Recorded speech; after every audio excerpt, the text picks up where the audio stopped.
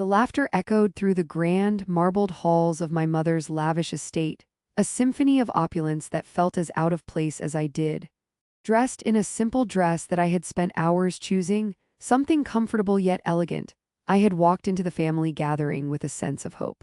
Yet that quickly evaporated the moment my mother spotted my shoes. "Look at those cheap things," she announced, her voice slicing through the buzz of conversation. My heart sank as the laughter turned towards me, each mirthful chuckle a dagger. I glanced down at my worn-out sneakers, the ones I had saved up for months to afford, and felt a wave of shame wash over me. They weren't designer, perhaps not even fashionable by her standards, but they were mine, a small token of independence in a world where everything else felt dictated by her. The shame morphed into resentment as I looked around the room. My relatives, each adorned in the latest designer attire, shifted their gazes toward me with a mix of curiosity and judgment. They had all been raised under the same polished standards, where wealth dictated worth and appearances reigned supreme. My sister Amanda stood at the center of the room, radiant in a dress that likely cost more than my monthly paycheck. She smiled, flaunting her expensive stilettos as if they were trophies. In that moment, I understood that my family's love was as conditional as their approval. "Did you lose a bet?"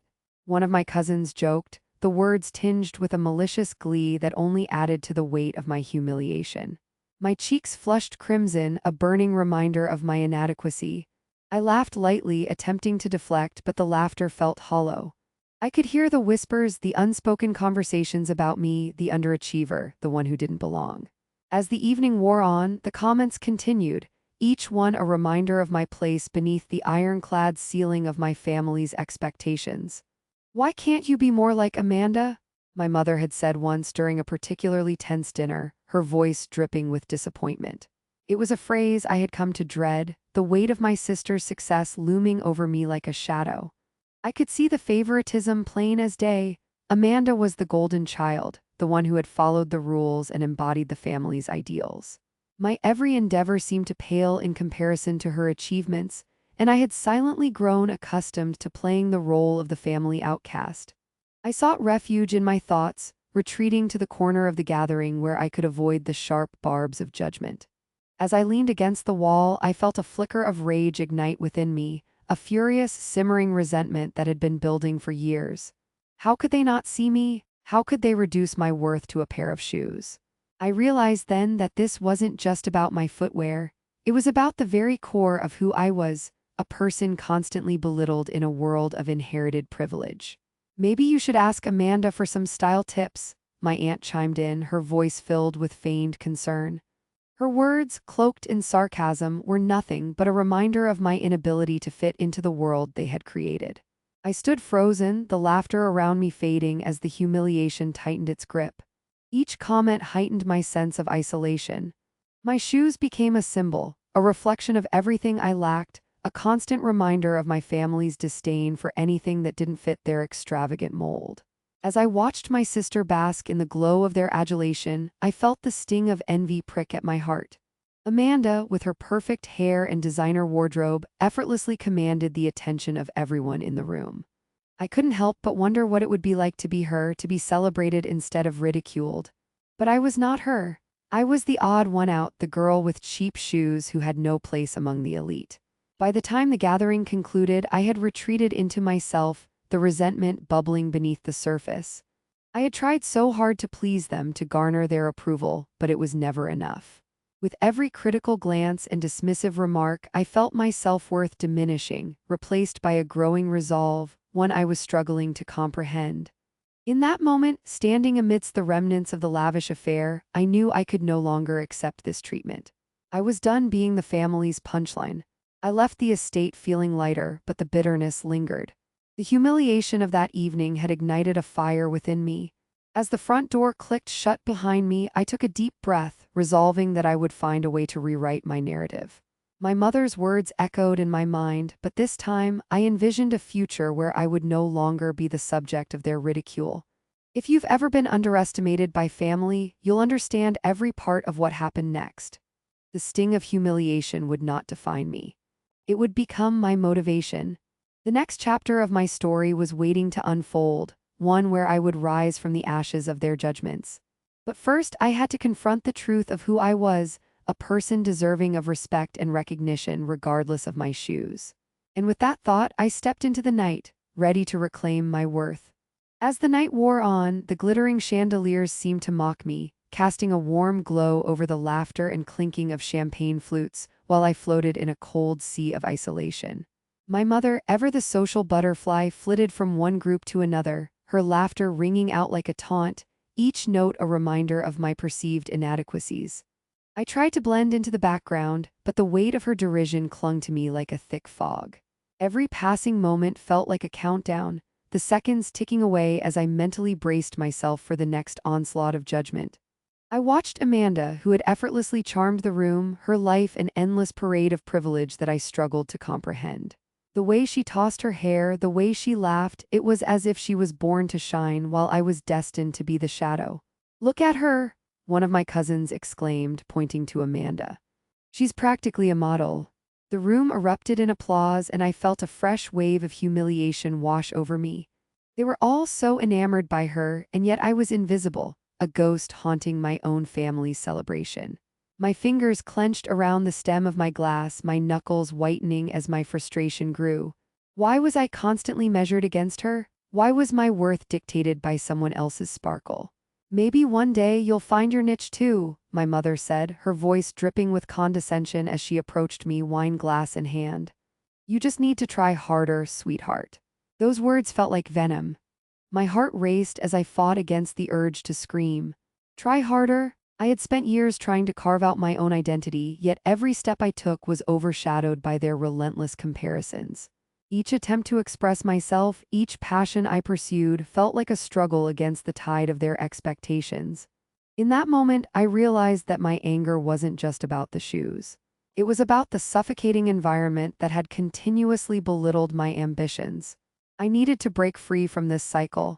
It was a revelation that ignited a spark within me, a determination to reclaim my identity. As I stood there, a thought struck me. Just last week, while rummaging through some old family documents, I had stumbled upon something unexpected. An old letter addressed to my father, scribbled in a hurried, almost frantic handwriting. It spoke of an investment in a promising startup, something that hadn't been disclosed to anyone in the family. It hinted at hidden assets, a financial safety net that no one, not even my mother, seemed to recognize. The letter had been tucked away as if it were a forgotten secret, but its implications were staggering. Could it be that my family wasn't as financially secure as they claimed? The thought made my heart race. What if there were more to my family's wealth than the designer labels and lavish parties? I felt a surge of hope. Perhaps my situation wasn't as dire as I believed. If my father had investments that remained under the radar, could there be a way for me to leverage that information? Maybe it was time to explore my own potential, to step into the world on my terms. Just as the thought began to solidify, Amanda strutted past me, her laughter mingling with my mother's as they set their sights on the latest gossip. I winced at their raucous joy, the way it felt like a knife twisting deeper into my own insecurities. But this time, I stood tall, my mind racing with possibilities. What if I took the steps to untangle myself from their judgment? What if I dared to pursue my own dreams, irrespective of their opinions? The prospect was thrilling and terrifying all at once. I could almost feel the chains of familial expectation beginning to rust, the promise of freedom glimmering just out of reach. "Hey, are you listening?" My aunt's voice pulled me back to reality. She was standing too close, her eyes narrowing with a mix of concern and curiosity. "You look lost in thought." "I'm fine," I replied, forcing a smile that felt more like a grimace. I needed to keep my thoughts to myself to protect this newfound flame of determination. They wouldn't understand, they were too wrapped up in their own world of superficial glitz. As the evening droned on, I felt a palpable shift within me, a resolve beginning to take root. I wouldn't be a mere spectator in my own life any longer. I would uncover the truth about my family's finances, and who knew, perhaps even create something of my own. But first, I needed to gather more information. Maybe I could discreetly ask my father about the letter, play it off as casual curiosity. It was risky, but I needed to understand the full picture before making any moves.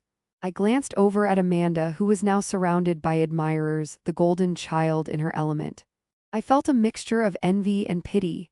She was enslaved to their expectations just as much as I was, perhaps more so. I wondered if she ever felt trapped under the weight of the facade she wore. Did she ever question the reality of her world? The thought lingered as the evening drew to a close, and I found myself retreating back to my room, the echoes of laughter fading like a distant memory. I stood in front of the mirror, staring at my reflection. The girl staring back at me was not just the one with the cheap shoes. She was a fighter, a survivor, and now, perhaps, a dreamer ready to take control of her destiny. As I lay in bed that night, the tension still simmering beneath the surface, I knew I was at a crossroads. The time had come to confront my mother's manipulations and unveil the hidden truths of my family.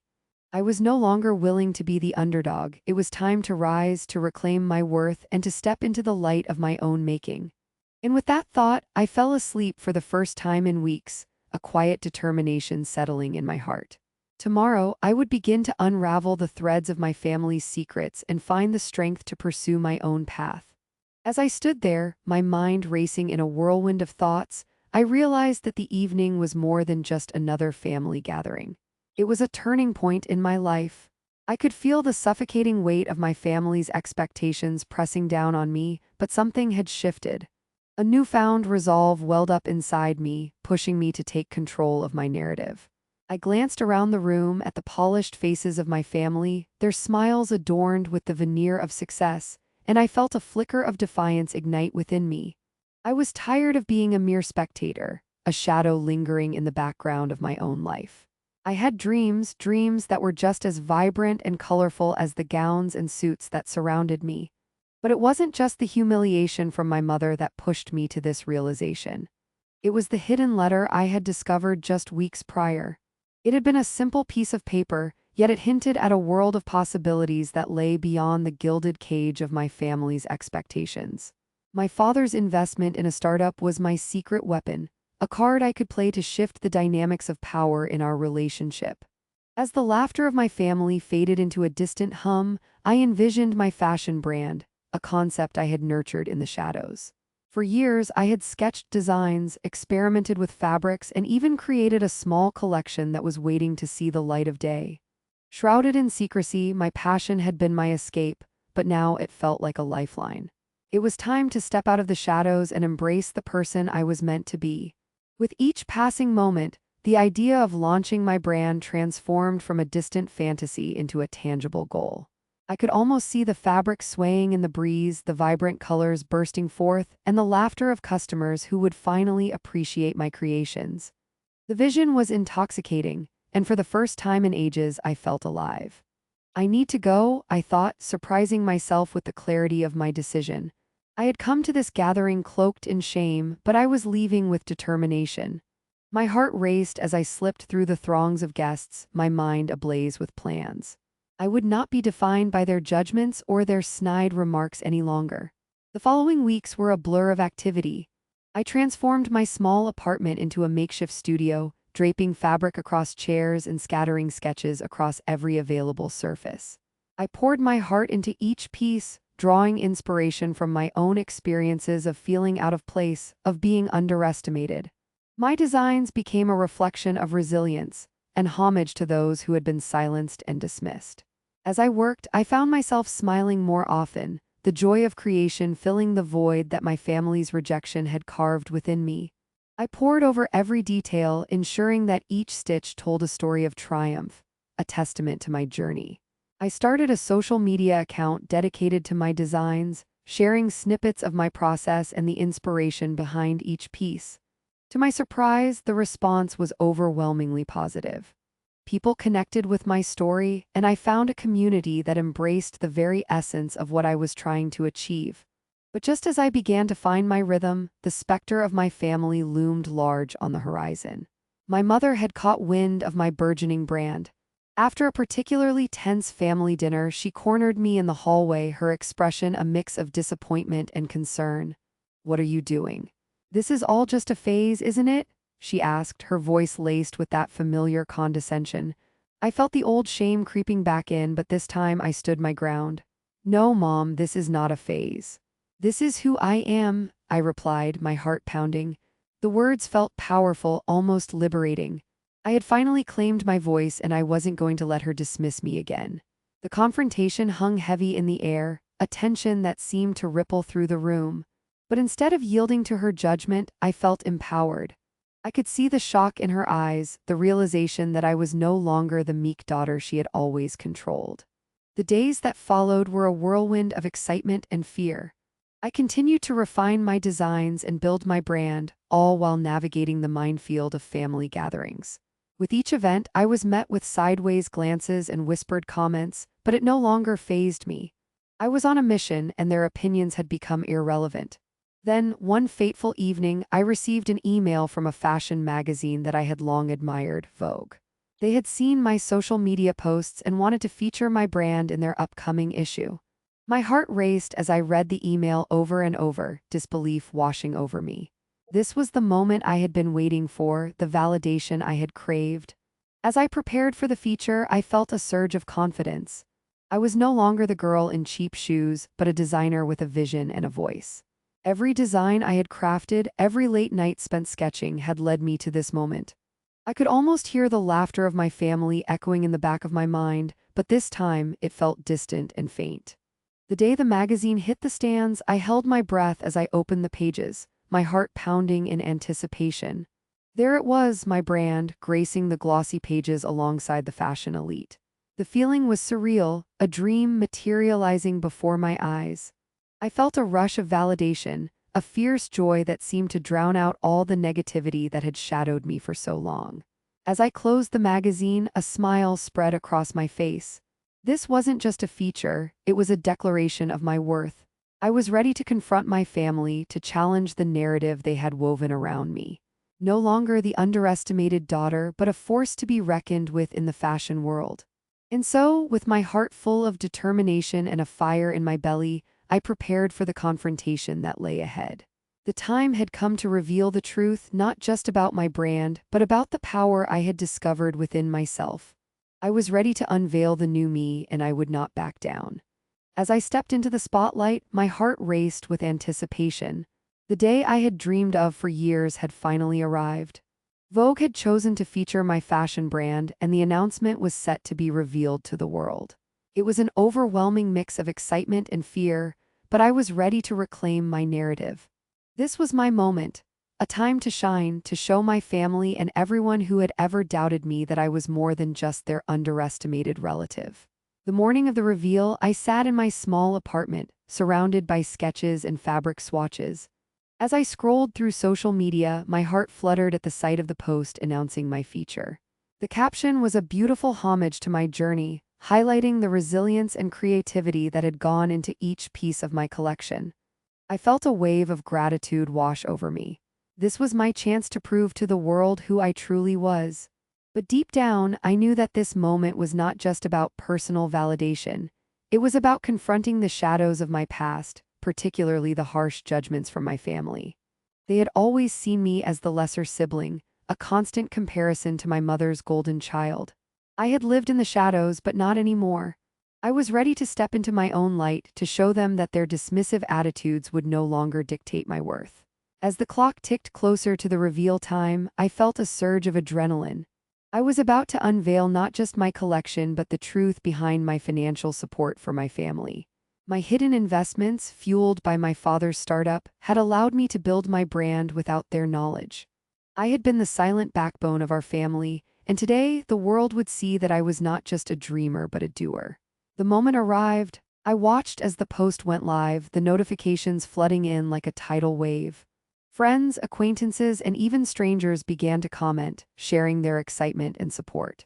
I felt a warmth spread through me as I read their encouraging words. It was the affirmation I had longed for, a validation that my creations resonated with others. But as the buzz grew, so did my anxiety about how my family would react. Would they finally recognize my worth, or would they dismiss my success as luck? The thought of their judgment sent a shiver down my spine, but I steeled myself. I had come too far to let their opinions derail me now. Later that evening, as I prepared for a small gathering to celebrate the launch, my phone buzzed with an incoming call. It was Amanda, my older sister. I hesitated before answering, unsure of what to expect. Hey, I just saw the Vogue feature, she said, her tone surprisingly warm. Congratulations, I didn't know you were working on a fashion brand. It looks incredible. Her unexpected support caught me off guard. Thanks, Amanda, I replied, trying to mask my surprise. It's been a journey, but I'm finally putting myself out there. I'm really proud of you, she continued. I know mom can be tough, but you've always had talent. Maybe this is your time to shine. Her words felt like a lifeline, a reminder that not everyone in my family viewed me through a lens of judgment. Thanks, I appreciate that, I said, feeling a flicker of hope. As I hung up, a wave of determination washed over me. I would confront my mother and the family with the truth, not just about my brand, but about my contributions to our family's finances. It was time to turn the tables and redefine our relationship. The gathering was a mix of excitement and anxiety. As friends arrived, I shared the story behind my brand, the struggles that had fueled my creativity, and the journey that had led me here. Their laughter and cheers filled the room, and for the first time I felt truly celebrated. But soon my mother arrived, her presence commanding attention. She surveyed the room, her eyes landing on me with a mixture of surprise and disapproval. "What is all this?" she asked, her voice sharp. "I thought we were celebrating your birthday, not your little fashion project." The room fell silent, tension thickening the air. I took a deep breath, feeling the weight of the moment. "Mom, this isn't just a little project. This is my life's work," I declared, my voice steady. "And I need you to understand that I've been supporting our family financially for years, using my investments from Dad's startup. I've been here all along, while you've only seen me as the underdog." Her expression shifted, surprise mingling with disbelief. "You can't be serious, you've been hiding this from us." "Because I knew you wouldn't take it seriously. You've always measured me against Amanda, against your expectations of what success looks like. But this is my success, and it's time you recognize that." The room buzzed with murmurs, and I could see the realization dawning on my family. I had not only built my brand, I had also been a silent pillar of support for them, even when they had dismissed me. The power dynamics were shifting, and I felt a sense of liberation wash over me. As my mother opened her mouth to respond, I continued, "I'm not asking for your approval, but I hope you can see the value in what I've created. This is who I am, and I won't hide anymore." For the first time, I saw a flicker of understanding in her eyes. It was a small victory, but a victory nonetheless.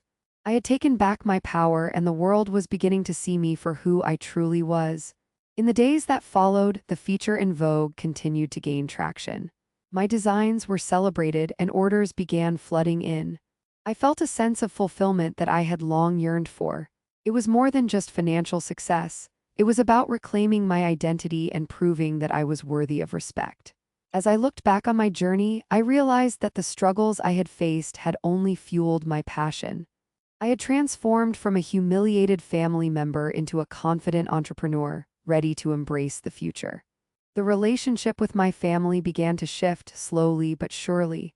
They began to recognize my worth, not just as a designer but as an individual who had fought against the odds. In the end, the true victory was not just in the recognition of my brand, but in the newfound respect I had earned within my family. I had turned the tables, and while the road ahead was still uncertain, I was ready to navigate it on my own terms. As I stood in my studio, surrounded by fabric and sketches, I felt a surge of gratitude. I had finally found my place, not just in the fashion world, but in my own life. If you enjoyed this story, subscribe for more stories where the underdog finally gets the justice they deserve.